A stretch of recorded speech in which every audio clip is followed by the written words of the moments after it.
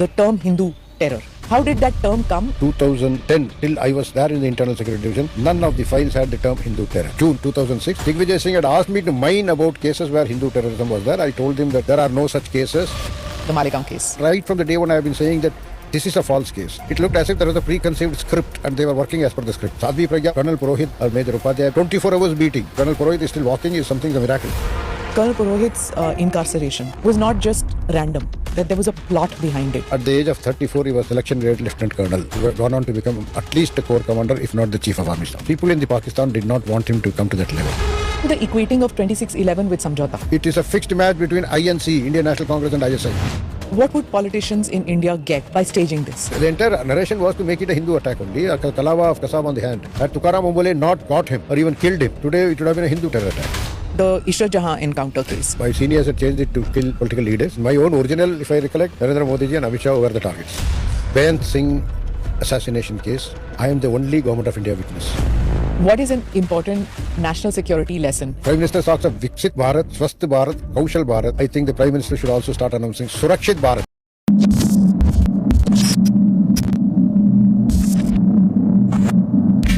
India മുഴുവൻ ഞെട്ടേണ്ട, ലോകം മുഴുവൻ ഞെട്ടേണ്ട, നമ്മളെല്ലാവരും ഞെട്ടേണ്ട, എന്താ പറയാ, ഉള്ളുകൊണ്ട് തകർന്നു പോകേണ്ട ഒരു സാഹചര്യത്തിലാണ് നമ്മളെല്ലാവരും നിൽക്കുന്നത്.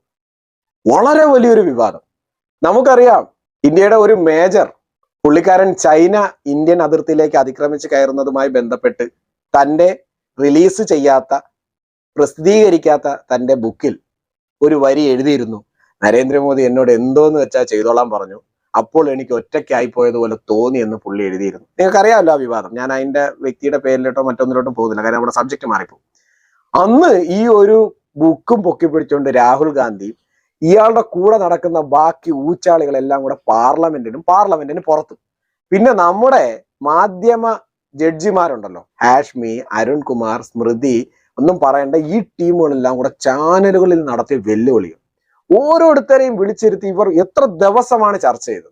പക്ഷെ നമ്മുടെ രാജ്യത്തെ 200ഓളം പേരുടെ ജീവൻ എടുത്ത, ഇന്ത്യ കണ്ട ഏറ്റവും വലിയ ടെററിസ്റ്റ് അറ്റാക്ക് ആയിട്ടുള്ള മുംബൈയിലെ 26/11 ടെററിസ്റ്റ് അറ്റാക്ക്, പാകിസ്ഥാൻ ചാര സംഘടനയായ ISIയും കോൺഗ്രസും ചേർന്ന് നടത്തിയ ഒരു മാച്ച് ഫിക്സിംഗ് ആണ് എന്ന് RVS മണി എന്ന മുൻ ആഭ്യന്തര മന്ത്രാലയത്തിന് കീഴിൽ അണ്ടർ സെക്രട്ടറി ആയിരുന്ന ഒരു വ്യക്തിയുടെ ഇന്റർവ്യൂ വന്നിട്ട് നമ്മുടെ മലയാള ചാനലുകൾക്ക് ഇടുങ്ങിയില്ല, ഇവിടെയുള്ള കോൺഗ്രസ്സുകാർക്ക് ഇടുങ്ങിയില്ല, രാഹുൽ ഗാന്ധിക്ക് മിണ്ടാട്ടമില്ല. അയോധ്യയിലെ പണം, അവിടെ വീണ സംഭാവന പണം, ആരെങ്കിലും അവിടെ പണം ഇരുന്നോമാരെടുത്തോണ്ട് പോയതല്ല, അതുപോലത്തെ വിഷയമല്ല ഇത്. അത് തിരിച്ചു പിടിക്കാനും അതിനൊക്കെ തക്ക ആൾക്കാരും ഉണ്ട്. അതൊക്കെ ക്ഷേത്രത്തിലെ പണം വെറും പണമാണ് എടുത്തോണ്ട് പോയത്. ഇവിടെ ജീവനാണ് എടുത്തോണ്ട് പോയത്, 200ഓളം പേരുടെ ജീവൻ. അതിലും നമ്മുടെ ധീരരായിട്ടുള്ള നമ്മുടെ സൈനികരുടെ ജീവൻ. സന്ദീപ് ഉണ്ണികൃഷ്ണനെയൊക്കെ ആലോചന തന്നെ നിങ്ങൾക്കറിയാം. ഇത്രയും ധീരരായിട്ടുള്ള എത്ര സൈനികരുടെ ജീവൻ പോയത് പാകിസ്ഥാനുമായിട്ട് കോൺഗ്രസ് ഒത്തുകളിച്ച് ഉണ്ടാക്കിയ ഒരു തേർഡ് റൈറ്റ് പൊറാട്ട് നാടകമാണ്. ജനങ്ങളുടെ ജീവൻ വെച്ചിട്ട് അധികാരം നിലനിർത്താൻ, അതൊരു ഹിന്ദു ഭീകരതയാണെന്ന് വരുത്തി തീർത്ത് ഹിന്ദുക്കളുടെ ഒരു മാസ്റ്റർ ഗോഡായിട്ട് നിൽക്കുന്ന BJP എന്ന പാർട്ടിക്കെതിരെ കളിക്കാൻ വേണ്ടി നമ്മൾ ഈ സിനിമയിലെ കാണൂലേ, മുതൽവൻ സിനിമയിലെ കാണൂലേ, ബോംബ് വെച്ചിട്ട് അവന്റെ കുടുംബത്തെ മുഴുവൻ കൊന്നുകളയുന്ന പോലെ ഇത്രയും ഹീനമായ ഒരു രാഷ്ട്രീയ കളി നമ്മുടെ നാട്ടിൽ നടന്നിട്ട് ഒരാളും ഞെട്ടിയിട്ടില്ല. ഇതിന്റെ നാൾ വഴികൾ നമ്മൾ നോക്കാം. ഇപ്പൊ ജെൻസി എന്ന് പറഞ്ഞ കുറെ എണ്ണം അവിടെ ജന്തർ മന്ത്രി കിടപ്പുണ്ട്. അവരെ പറ്റിയൊരു വീഡിയോ ഞാൻ ചെയ്യാം, അത് കുറച്ച് കോമഡിയാണ്. എന്തെങ്കിലും ആയിക്കൊണ്ട് പോട്ടെ. ഈ ജെൻസി എന്ന് പറഞ്ഞ പിള്ളേർ എന്റെ വീഡിയോ ആണ്, ഒരു 20, 25, 18 ഒക്കെ വയസ്സുള്ള പിള്ളേർ നിങ്ങളിത് കാണുന്നുണ്ടെങ്കിൽ, ഒരു 2000 കാണുന്ന നിങ്ങളുടെയൊക്കെ ജനനം, ഞാനൊക്കെ 2000-ലുള്ളതാണ്. ഞാൻ നിങ്ങൾക്ക് പറഞ്ഞു, 2000 തൊട്ട് 2014 വരെ നിങ്ങളുടെ അഭിപ്രായത്തിൽ ഇപ്പോൾ മോദിയുടെ ഭരണകാലമാണല്ലോ നിങ്ങൾ കാണുന്ന ജെൻസി കാലം, ഫോണൊക്കെ വന്നത്. അപ്പൊ ഇവിടെ നിങ്ങൾ കാണുന്ന പ്രധാനപ്പെട്ട തീവ്രവാദ ആക്രമണം, ഉറി ടെററിസ്റ്റ് അറ്റാക്ക്, അത് നമ്മുടെ സൈനിക താവളത്തിലാണ്. രണ്ടാമത് നമ്മുടെ സൈനികർക്ക് നേരെ നടന്ന അതിഭീകരമായിട്ടുള്ളത് പുൽവാമ ടെറർ അറ്റാക്ക്. പക്ഷെ ഈ ഉറിക്ക് നമ്മൾ സർജിക്കൽ സ്ട്രൈക്ക് ചെയ്തു, പുൽവാമ അറ്റാക്കിന് നമ്മൾ സർജിക്കൽ സ്ട്രൈക്ക് ചെയ്തു. പിന്നീട് സിവിലിയൻസിന് നേരെ നടന്ന വളരെ വലിയൊരു ഭീകരാക്രമണം പഹൽഗാം തീവ്രവാദ ആക്രമണം, അതിന് നമ്മൾ ഓപ്പറേഷൻ സിന്ദൂറിലൂടെ വലിയ മറുപടി കൊടുത്തു. അതുകൂടാതെ ഇപ്പോൾ അവസാനമായി നമ്മൾ കണ്ടത് റെഡ് ഫോർട്ട് ബോംബ് സ്ഫോടനമാണ്, 10 പേരാണ് മരിച്ചു. നിങ്ങൾ നോക്കൂ, ഇതാണ് നിങ്ങൾക്ക് വിരലെണ്ണി തീർക്കാവുന്നത്. ബാക്കി എല്ലാ സ്ഫോടനങ്ങളും അതിനുള്ള ശ്രമങ്ങളെല്ലാം സൈന്യം പരാജയപ്പെടുത്തിക്കൊണ്ടിരിക്കുകയാണ്. 1000-കണക്കിന് 10000-കണക്കിന് തീവ്രവാദ ആക്രമണങ്ങൾ രാജ്യത്ത് സൈന്യം, ഇന്റലിജൻസ് ബ്യൂറോ ഇവരെല്ലാവരും ഉറക്കമുളച്ചിരുന്ന് നോക്കിക്കൊണ്ട് അതിനെ പരാജയപ്പെടുത്തിക്കൊണ്ടിരിക്കുകയാണ്. നിങ്ങൾക്ക് ഞാൻ പറഞ്ഞിരുന്ന കുറച്ച് കാര്യം 2000 തൊട്ട് നമുക്ക് എടുക്കാം. ലഷ്കർ ഇ തോയ്ബ 2000-ൽ ഒരു റെഡ് ഫോർട്ട് അറ്റാക്ക് നടത്തും, 3 പേര് കൊല ചെയ്യപ്പെട്ടു. 2001 അന്ന് വാജ്പേയി സർക്കാർ അധികാരത്തിൽ കയറിയിട്ട് 1-2 വർഷം ആവുന്നുള്ളൂ. 2001 നടന്ന ഭീകരാക്രമണം, പാർലമെന്റ് ഭീകരാക്രമണം, നമ്മുടെ സുരക്ഷാ ഉദ്യോഗസ്ഥരാണ് കൊല ചെയ്യപ്പെട്ടത്. ആ 2001 തന്നെ ഗുജറാത്തിൽ ഗോദ്രയിൽ മുസ്ലിം കലാപകാരികൾ സബർമതി എക്സ്പ്രസിന്റെ ഒരു വാഗൺ മുഴുവൻ കത്തിക്കുകയും അതിൽ 50ഓളം വരുന്ന രാമഭക്തർ കൊല ചെയ്യപ്പെടുകയും അതിനോടനുബന്ധിച്ച് തുടങ്ങിയ ഗുജറാത്ത് വർഗീയ കലാപം എന്ന 1000-1500ഓളം പേർ മരിച്ചു. വലിയൊരു വർഗീയ കലാപത്തിന് ശേഷം അതേ ഗുജറാത്തിൽ വീണ്ടും ഒരു വർഗീയ കലാപത്തിന് കോപ്പുകൂട്ടുന്ന രീതിയിൽ അന്നും അതിന്റെ സംശയം നേരിടുമ്പോൾ കോൺഗ്രസിലേക്ക് ഉണ്ടായിരുന്നു. അക്ഷർധാം ഭീകരാക്രമണം, 33 പേര്, അക്ഷർധാം ക്ഷേത്രത്തിൽ നടന്നത്, 33 പേര് കൊല ചെയ്യപ്പെട്ടു, 80ഓളം പേർക്ക് പരിക്ക് പറ്റി. അത് 2002. അത് കഴിഞ്ഞ് ഡൽഹി ബോംബ് ബ്ലാസ്റ്റ് 2005 നടന്നത്, 62 പേർ കൊല ചെയ്യപ്പെട്ടു, 200ഓളം പേർക്ക് പരിക്ക് പറ്റി, അംഗഭംഗങ്ങൾ സംഭവിച്ചു. പിന്നെ 2006 ഓർക്കാൻ പോലും പറ്റൂല, ട്രെയിനുകളിൽ കണ്ടിന്യൂസ് സീരിയൽ ബോംബ് ബ്ലാസ്റ്റിംഗ്, 209 പേർ കൊല ചെയ്യപ്പെട്ടു, 700ഓളം പേർക്ക് അംഗഭംഗങ്ങൾ സംഭവിച്ചു, സാരമായ പരിക്കുകൾ പറ്റി. 2007 സംജാത എക്സ്പ്രസ് തീവ്രവാദ ആക്രമണം, ബോംബ് സ്ഫോടനം, 68 പേർ കൊല ചെയ്യപ്പെട്ടു, 100ഓളം പേർക്ക് പരിക്ക് പറ്റി.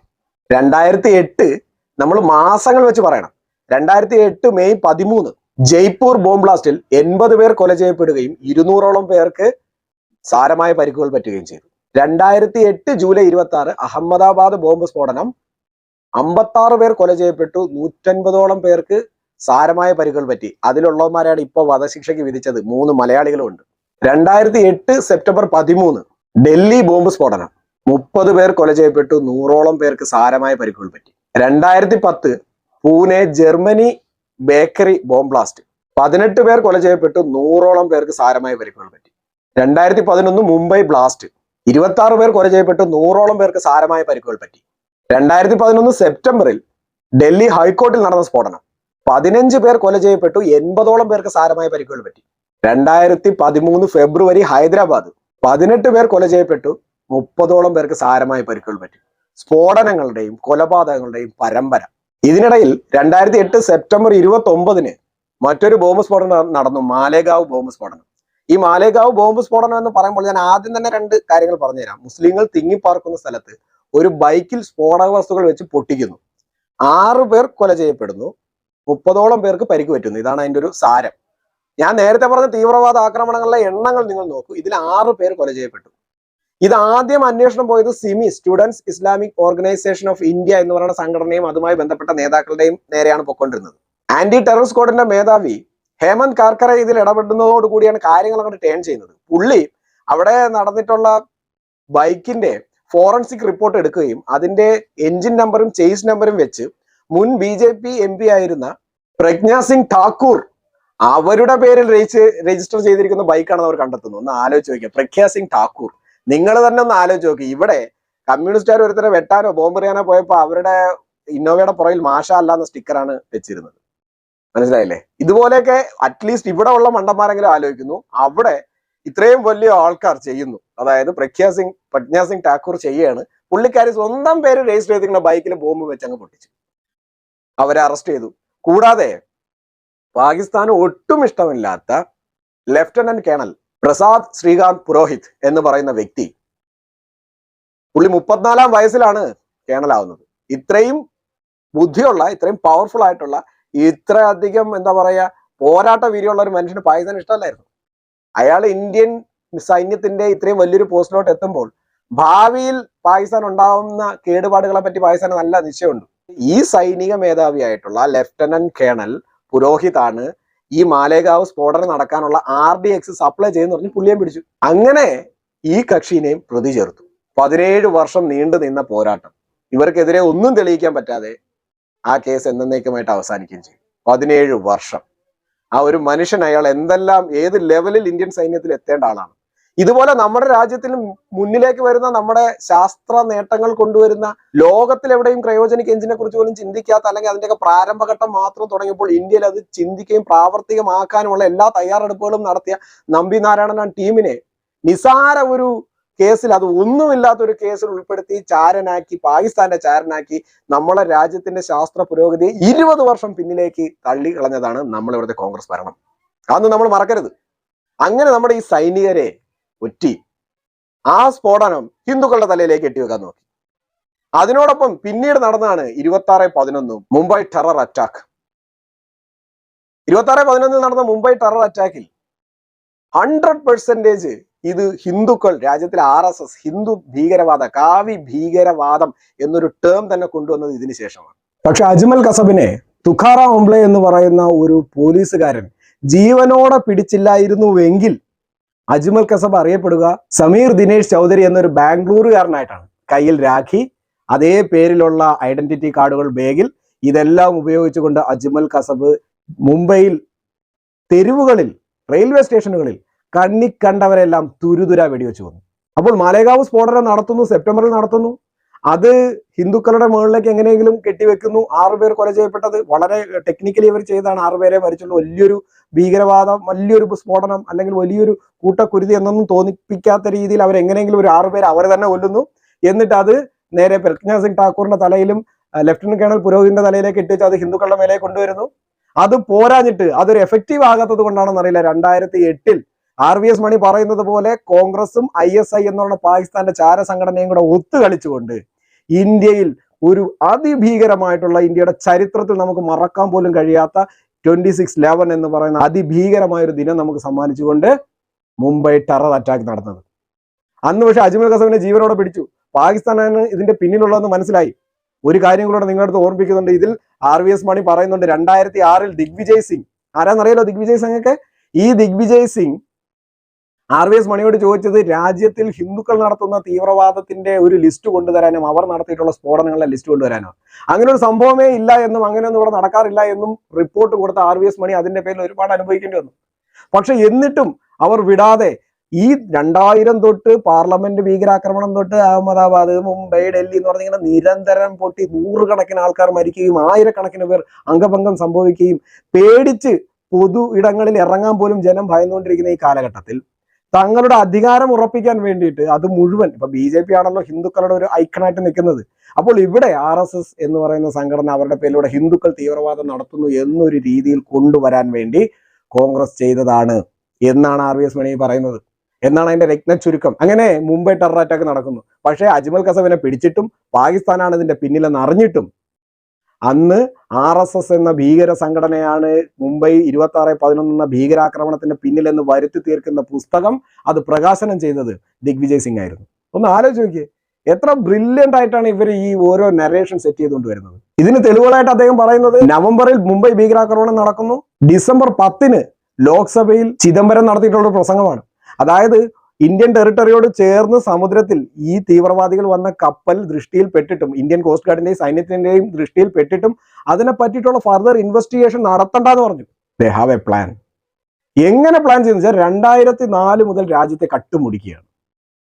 കട്ടുമുടിച്ച് അവർക്ക് മനസ്സിലായി ഇങ്ങനെ കട്ടും കൊള്ളയടിച്ചു കൊണ്ടിരുന്ന രാജ്യത്തിലെ ജനങ്ങൾ തിരിച്ചു ചിന്തിക്കും. അങ്ങനെ തിരിച്ചു ചിന്തിക്കുമ്പോൾ അവർക്കൊരു ഓപ്ഷൻ വരുന്നത് എന്താണ്? BJP ആണ്. അപ്പോൾ BJPയെ പ്രസ്ഥാനത്ത് നിർത്തുകയും ഇന്ത്യയിലെ മതേതര മനസ്സുകളെല്ലാം കൂടെ, അങ്ങനെയുള്ളൂ മതേതര മനസ്സുകളെല്ലാം കൂടെ ചിന്തിച്ച് കോൺഗ്രസിന് മാത്രം വോട്ട് ചെയ്യണം. അതിനവർ മാലേഗാവ് സ്ഫോടനം ഒന്നുണ്ടാക്കി. അത് കഴിഞ്ഞിട്ട് മുംബൈ ഭീകരാക്രമണം ISIയുമായിട്ട് കൈകോർത്ത് കോൺഗ്രസ് ചെയ്തു. നിങ്ങൾ ഓർക്കണം, 2000 മുതൽ നമ്മുടെ പാർലമെന്റ് അറ്റാക്ക് മുതൽ നടന്നു വരുന്ന നിരവധി സ്ഫോടനങ്ങൾ, അതിൽ കൊല ചെയ്യപ്പെടുന്ന സാധാരണക്കാർ, അംഗഭംഗം സംഭവിക്കുന്ന സാധാരണക്കാർ, ഇങ്ങനെ 100 കണക്കിന് മരണങ്ങളും 1000 കണക്കിന് ആൾക്കാർ നിരപരാധികൾ അംഗഭംഗം സംഭവിച്ചും പരിക്കുകൾ പറ്റിയും തങ്ങളുടെ ശിഷ്ടജീവിതം എങ്ങനെയെങ്കിലും തള്ളി നീക്കുമ്പോൾ അതിനെ അവർ മറച്ചു വെക്കുന്നത് ഇപ്പോഴും നിങ്ങൾ ചോദിച്ചാൽ മാലേഗാവ് സ്ഫോടനം ഒറ്റൊന്നുകൊണ്ടാണ്. വെറും 6 പേർ കൊല ചെയ്യപ്പെട്ട മാലേഗാവ് സ്ഫോടനം. അത് വെറുമെന്ന് ഞാൻ പറയാനുള്ള കാരണം എന്ന് പറഞ്ഞാൽ ബാക്കിയുള്ളതിന്റെ എണ്ണം എടുത്തു നോക്കിയാൽ ഇത് വളരെ ചെറുതാണ്. അപ്പോൾ വളരെ ടെക്നിക്കലി വലിയ ആൾക്കാരൊന്നും കൊല ചെയ്യപ്പെടാതെ അവരൊരു സ്ഫോടനം സംഘടിപ്പിക്കുന്നു. എന്നിട്ട് അതിന്റെ ഉത്തരവാദിത്വം 2 ഹിന്ദുക്കളുടെ തലയിലേക്ക് കെട്ടിവെക്കുന്നു. കാവി ഭീകരത എന്നൊരു ടേം ഫോർവേഡ് ചെയ്യുന്നു. ഇന്ത്യൻ പത്രങ്ങളിലും എല്ലാ റിപ്പോർട്ടുകളിലും കാവി ഭീകരത എന്നിവർ എഴുതി ചേർക്കുന്നു, ഒരു ഉളുപ്പുമില്ലാതെ. RVS മണി ഇവിടെ പറയുന്നത് 2010 മുമ്പ് അങ്ങനെ ഒരു ടേമേ ഇല്ലായിരുന്നു. പക്ഷെ ഇവരത് ഉണ്ടാക്കിയെടുത്തു. 2014 ഇലക്ഷൻ വരികയാണ്. 2008 ഈ 2 തീവ്രവാദ ആക്രമണവും നടന്നത്. മാലേഗാവ് സ്ഫോടനം. 2009 വീണ്ടും കോൺഗ്രസ് അധികാരത്തിലെത്തുന്നു. വീണ്ടും 2013 2014 ഒക്കെ സ്ഫോടനങ്ങൾ നടന്നു. ഞാനത് പറഞ്ഞതാണ്. അങ്ങനെ അതിവിദഗ്ധമായി എല്ലാം കൂടി ഭീകരവാദങ്ങളെല്ലാം ഹിന്ദുക്കളുടെ മേൽ കെട്ടിവെച്ചൊരു വലിയ ബാലൻസിങ് അവർ കണക്ക് കൂട്ടി. പക്ഷെ എന്നിട്ട് അവർ എപ്പോഴും പറയും രാജ്യത്തിന്റെ മതേതര മനസ്സാണ്, നമ്മൾ ഭയങ്കര മതേതരത്വമാണ്. 24 മണിക്കൂർ മതേതരത്വം എന്ന് വാക്ക് കേട്ടാൽ ഇങ്ങനെ ഞാൻ ആലോചിക്കുക, ഹിന്ദുവിന്റെ ചരിത്രം എടുത്താൽ നമ്മുടെ ഒരു കഴിഞ്ഞ കാലങ്ങൾ എത്ര നൂറ്റാണ്ട് പുറകിലോട്ട് എടുത്താലും ആരെയും ഉപദ്രവിക്കാത്തൊരു മതം. ഉപദ്രവിക്കുന്നുണ്ടെങ്കിൽ തന്നെ സ്വന്തം മതത്തിനുള്ളിൽ ജാതികളായി തിരിഞ്ഞുകൊണ്ട് തൊട്ടുകൂടായ്മ, തീണ്ടിക്കൂടായ്മ, ചാട്ടവാറിനടി, ഇത്തരം കുറെ കലാപരിപാടികൾ മതത്തിൽ, ഇത് എല്ലാ മതത്തിലും ഉള്ളതാണ്. ഇതെല്ലാം മതത്തിലുള്ളതാണ്. ഈ തൊട്ടുകൂടായ്മയും തീണ്ടിക്കൂടായ്മയും മാറ്റി നിർത്തലും ജാതിയുടെ പേരിലുള്ള തമ്മിത്തല്ലലും എല്ലാത്തിൻ്റെ ഇടയിലുള്ളതാണ്. പക്ഷെ അത് നമ്മുടെ ഇടയിലുണ്ട്. അതൊരു ഭയങ്കര കുറ്റമായിട്ട് 24 മണിക്കൂർ ഇവർ പറഞ്ഞുകൊണ്ട് തുടങ്ങും. പക്ഷെ നമ്മൾ ഒരു രാജ്യത്തിനെ ആക്രമിച്ചിട്ട് അവിടെയുള്ള സ്ത്രീകളെ ബലാത്സംഗം ചെയ്തിട്ട് കുട്ടികളെല്ലാം കൊന്നിട്ട് പുരുഷന്മാരെ എല്ലാം തലവെട്ടി കൊന്നിട്ട് ആ രാജ്യം മുഴുവൻ ഹിന്ദുവിന്റെ ആക്കിയെടുത്ത് അങ്ങനെ ഒരു ചരിത്രം നിങ്ങൾക്ക് കാണാൻ കഴിയില്ല.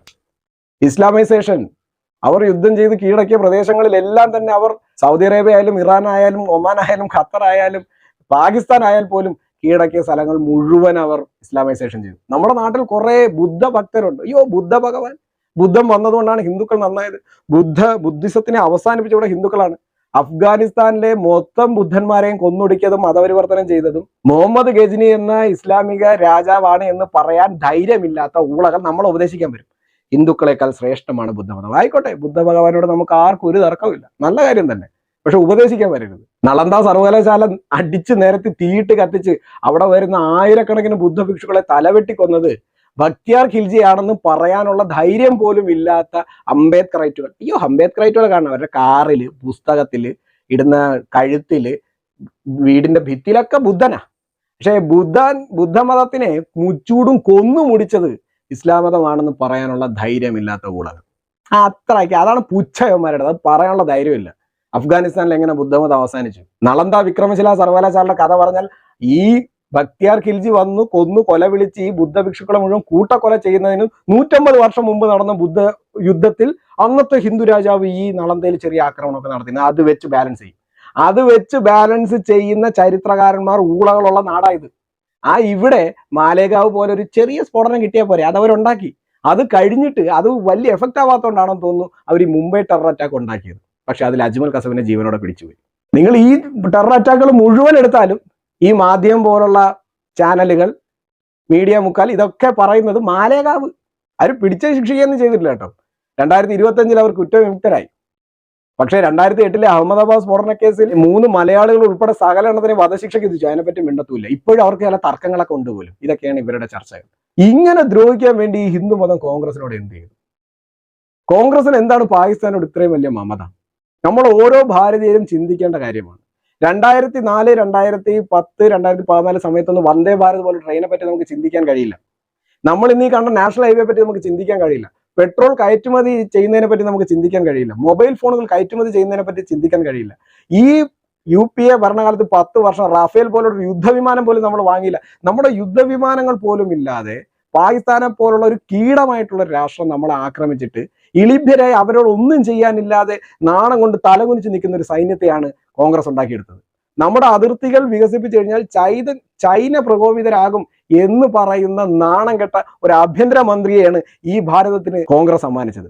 അങ്ങനെ ലോക രാജ്യങ്ങളുടെ മുന്നിൽ നാണം കെട്ട് തലകുനിഞ്ഞ് എപ്പോഴും കലാപങ്ങളും ഒരു വികസനവും ഇല്ലാതെ, ജനങ്ങൾക്ക് തൊഴിലില്ലാതെ, വൃത്തിഹീനമായ അന്തരീക്ഷങ്ങളും ചുറ്റുപാടുകളും, ഇത്രയും ഹീനമായ ഒരു രാജ്യമായി നമ്മളെ മാറ്റിയാണ് കോൺഗ്രസ് ചെയ്തത്. ഇതൊന്നും പോരാഞ്ഞിട്ട് കൊള്ളയടി, ലക്ഷക്കണക്കിന് രൂപയുടെ അഴിമതി, കോടിക്കണക്കിന് രൂപയുടെ അഴിമതി. ലോകം മുഴുവനുള്ള 2G ഫോണുകൾ ഇവിടെ കൊണ്ടുവന്ന് 3G ബ്ലോക്ക് ചെയ്തു. ആ 2G ഫോൺ നമ്മൾ മേടിച്ചു, പിന്നെ 3G ഫോണും നമ്മൾ മേടിച്ചു. ലോകത്തിലുള്ള സകല ഈ വേസ്റ്റുകളും ഇവിടെ എത്തി, ഇലക്ട്രോണിക് വേസ്റ്റ്. ഇതൊക്കെയാണ് കോൺഗ്രസ് നമ്മളോട് ചെയ്തത്. ഇതൊന്നും പോരാഞ്ഞിട്ട് അധികാരം നിലനിർത്താൻ വേണ്ടി സ്വന്തം രാജ്യത്തിലെ ജനങ്ങളെ ഭീകരവാദികളുടെ വെടിയുണ്ടകൾക്ക് മുന്നിൽ ഇട്ടുകൊടുത്തു. പാകിസ്ഥാൻ എന്ന ശത്രു രാജ്യവുമായിട്ട് കൈകോർത്തു. ഇത് ആദ്യമായിട്ടൊന്നുമല്ല, ഇന്ദിരാഗാന്ധി പണ്ട് കൈകോർത്തിട്ടുണ്ട്. നമ്മുടെ എത്രയോ സൈനികർ, 100 കണക്കിന് സൈനികർ പാകിസ്ഥാന്റെ തടവറകൾക്കുള്ളിൽ ഒരിക്കലും വെളിച്ചം കാണാതെ മരണപ്പെട്ടു പോയിട്ടുണ്ട്. അന്നും ഏതോ ഒരു കരാറുണ്ടാക്കി ഇന്ത്യൻ സൈന്യം ജീവൻ കൊടുത്ത് പിടിച്ചെടുത്ത അത്രയും പ്രദേശങ്ങളും പാകിസ്ഥാനെ വിട്ടുകൊടുത്തുകൊണ്ട് പാകിസ്ഥാൻ സൈന്യം ഇന്ത്യൻ സൈന്യത്തിന് മുന്നിൽ കീഴടങ്ങിയിരുന്നു. ആ സൈനികരെയും വിട്ടുകൊടുത്തുകൊണ്ട് പക്ഷേ ഇന്ത്യൻ സൈനികരെ തിരിച്ചു കൊണ്ടുവരാൻ ഒരു ശ്രമവും നടത്താതെ പാകിസ്ഥാന്റെ മുന്നിൽ നിരുപാധികം കീഴടങ്ങി മുട്ടുമടക്കിയ ഒരു പ്രധാനമന്ത്രിയായിരുന്നു ഇന്ദിരാഗാന്ധി. ആ പാരമ്പര്യം ഇന്നും കോൺഗ്രസിനുണ്ട്. ഇന്നും പാകിസ്ഥാന്റെയും കോൺഗ്രസിന്റെയും വാക്കുകൾ ഒന്നാണ്. ഇന്നും പാകിസ്ഥാനിലെ പ്രതിപക്ഷവും അല്ലെങ്കിൽ ഭരണപക്ഷവും സംസാരിക്കുന്ന അതേ ഡയലോഗുകൾ തന്നെ ഇവിടെ രാഹുൽ ഗാന്ധി ഇടും. രാഹുൽ ഗാന്ധി ഉപയോഗിക്കുന്ന ഓരോ വാക്കുകളും തന്നെ പാകിസ്ഥാനിൽ അവരും സംപ്രേഷണം ചെയ്യും. ഈ രാജ്യത്തെ കൊല വിളിക്കാൻ ലോകത്തിന് മുന്നിൽ നാണം കെടുത്താനായിട്ട് ഉണ്ടായ ഒരു സംഘടനയാണ് കോൺഗ്രസ്. കോൺഗ്രസ് മുക്ത ഭാരതം എന്നൊരു മുദ്രാവാക്യം ഉണ്ടായിരുന്നു. കോൺഗ്രസ് പുഴുത്തു പോകുന്ന ഭാരതമാണ് നമുക്ക് വേണ്ടത്. ആ കോൺഗ്രസിന് ഒരു വോട്ട് ചെയ്യാൻ നിങ്ങൾ ആരുടെയെങ്കിലും കൈകൾ ഉയരുന്നുണ്ടെങ്കിൽ, കൈപ്പത്തിക്ക് കുത്താൻ നിങ്ങൾ ഉയരുന്നുണ്ട് എങ്കിൽ, സോണിയാഗാന്ധി പിൻസീറ്റിൽ ഇരുന്നുകൊണ്ട് മൻമോഹൻ സിംഗ് എന്ന് പറയുന്ന ഒരു ബൊമ്മയെ എടുത്ത് മുന്നിൽ വെച്ചുകൊണ്ട്, എന്നിട്ട് രാഹുൽ ഗാന്ധി എന്ന ഒന്നും അറിഞ്ഞിടാത്ത വെടല ചെറുക്കനെ കൊണ്ട് ഈ രാജ്യം ഭരിച്ച 10 വർഷം, തീവ്രവാദികൾ അഴിഞ്ഞാടിയ 10 വർഷം, ആയിരക്കണക്കിന് ഇന്ത്യയിലെ ജനങ്ങൾ തീവ്രവാദ ആക്രമണങ്ങളിൽ പരിക്ക് പറ്റിയും ജീവൻ നഷ്ടപ്പെട്ടും അവർ ഒന്ന് പുറത്തിറങ്ങാനും പോലും ഭയപ്പെട്ടിരുന്ന കാലം, മറ്റു ലോക രാജ്യങ്ങൾക്ക് മുന്നിൽ ഒരു ഭീകരാക്രമണത്തെ പോലും തടഞ്ഞു നിർത്താൻ കഴിവില്ലാത്ത പാകിസ്ഥാനെ പോലൊരു കീടൻ രാജ്യം പോലും അടിച്ചിട്ട് തിരിച്ചൊരു ആക്രമണം പോലും നടത്താൻ കഴിയാതെ വിഷണ്ണനായി നിൽക്കുന്ന, ഒന്നിനും കെൽപ്പില്ലാത്ത ഒരു രാജ്യം, ദരിദ്രരുടെ രാജ്യം, തൊഴിലില്ലായ്മയുടെ രാജ്യം, ഇത്രയും നാണക്കേടുകളിൽ നമ്മുടെ രാജ്യത്തെ തള്ളിവിട്ടവന്മാരാണ്. നിങ്ങൾ ഓരോ വോട്ട് ചെയ്യുമ്പോഴും നിങ്ങൾ ഇതൊക്കെ ഓർക്കുക. അക്ഷർധാം ഭീകരാക്രമണം നടത്തിയത് പോലും യുവമാരുടേതാണെന്ന് എനിക്ക് തോന്നുന്നുണ്ട്. അതായത് ഗോദ്ര വർഗീയ കലാപം നടന്ന സമയത്ത് നരേന്ദ്രമോദി അയൽ സംസ്ഥാനങ്ങളായ രാജസ്ഥാൻ, മധ്യപ്രദേശ്, മഹാരാഷ്ട്ര തുടങ്ങിയ സംസ്ഥാനങ്ങളിൽ അന്ന് അവിടെ കോൺഗ്രസ് ആയിരുന്നു ഭരിച്ചിരുന്നത്. അവരെ വിളിച്ചിട്ട് എനിക്ക് പോലീസ് സഹായം വേണമെന്ന് പറഞ്ഞപ്പോൾ അത് കൊടുക്കാൻ വിസമ്മതിച്ചു അവിടുത്തെ കോൺഗ്രസ് സർക്കാരുകൾ. ഇത് പൊതുവേദിയിൽ നരേന്ദ്രമോദി ഓപ്പൺ ആയിട്ടിരുന്ന് പറയുന്നതാണ്. അന്ന് ഇതേ കോൺഗ്രസിന്റെ പ്രതിനിധികൾ ആ വേദിയിൽ ഉണ്ടായിട്ട് കമാനരക്ഷരം വേണ്ടിയിട്ടില്ല. ദാറ്റ് മീൻസ് ഗോദ്ര വർഗീയ കലാപം പോലും ഇവർ സ്പോൺസർ ചെയ്തതായിരിക്കണം. അല്ലെങ്കിൽ ഒരു കലാപം ഉണ്ടായപ്പോൾ അതിൽ ചാകുന്നവന്മാർ ചത്തൊടുങ്ങട്ടെ എന്ന് ഇവന്മാർ ചിന്തിച്ചിട്ടുണ്ടാകണം. അല്ലെങ്കിൽ സ്വന്തം രാജ്യത്തിലെ ജനമായാൽ പോലും മറ്റൊരു പാർട്ടിക്ക് വോട്ട് ചെയ്തു എന്ന് പറഞ്ഞുകൊണ്ട് ചാവണമെങ്കിൽ ചാവട്ടെ എന്ന് വിചാരിച്ചാണ്. അത്രയ്ക്കും ദുഷിച്ച മനസ്സുള്ള, ഇവിൽ മൈൻഡഡ് ആയിട്ടുള്ള ചെകുത്താന്റെ സൃഷ്ടിയാണ് കോൺഗ്രസ് എന്ന സംഘടന. കോൺഗ്രസിന് ഇന്നും ഈ രാജ്യത്ത് 2-3 സ്റ്റേറ്റുകളുണ്ട്. ഒരു സ്റ്റേറ്റിൽ പോലും ഭരിക്കാൻ അർഹതയില്ലാത്ത, സ്വന്തം ജനതയെ കുരുതി കൊടുത്ത് അധികാരം നിലനിർത്തി അതിന്റെ പേരിൽ കട്ടുമുടിച്ച് സ്വന്തം കുടുംബത്തിന് വിദേശ രാജ്യങ്ങളിൽ സമ്പത്തുകൾ ചേർത്ത് വെക്കുന്ന, ഭൂമികൾ വാങ്ങിക്കൂട്ടുന്ന ഒരു കൊള്ള സർക്കാർ മാത്രമാണ് കോൺഗ്രസ്. സ്വന്തം രാജ്യത്തിലെ പൗരന്മാരെ ഭീകരരുടെ മുന്നിലേക്ക് നിഷ്കരണം വലിച്ചെറിഞ്ഞു കൊടുത്ത് ശത്രു രാജ്യത്തെ ഒറ്റിക്കൊടുത്ത ഈ കീടം പാർട്ടിയെ ഇനി ഈ രാജ്യത്തിന്റെ അധികാരത്തിന്റെ പടികളിൽ നിങ്ങൾ ഒരിക്കലും ഈ രാജ്യത്തിലെ ജനം കയറ്റില്ല എന്ന് ഈ അവസരത്തിൽ നമ്മൾ ഓരോരുത്തരും തീരുമാനമെടുക്കണം. ജയ് ഹിന്ദ്.